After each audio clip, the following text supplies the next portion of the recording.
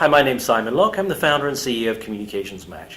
Today I'm delighted to be with Shelley Spector. Shelley is the president of Spector Corporate Communications and the founder of the Museum of Public Relations. Why is the history of public relations relevant to today's communications and business leaders? I think that we need to look back at the history of public relations as case studies of wonderful programs that were done on behalf of the leading corporations over the past 100 years.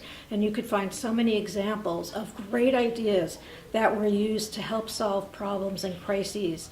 One particular time period that's very, very interesting, which can inform a lot of what we do today, is the period of time during the 30s of the Great Depression, when we had so much going on for the very first time: billboard advertising, radio soap operas, columns in newspapers, all working together from the National Association of Manufacturers to convince the public to respect and to trust in the economy again.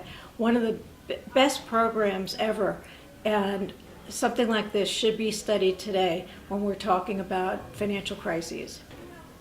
What made the pioneers of PR stand out, and what can today's leaders learn from them? Remember that the pioneers of public relations were working in a period of time when there was no electronic communications. And so it all relied on the power of their ideas, as well as the research that they did about their publics. What is going to motivate the publics? They would work backwards. And it was more psychologically based than it is today. Remember, public relations is an applied social science. It's more psychology than it is communications. In a digital world, professionals are increasingly reliant on technology-driven communications platforms. Are there takeaways from the history of PR that should guide current practices? I think we've got to strip away the channels and just concentrate again on the basics of objective strategies, audiences, messages.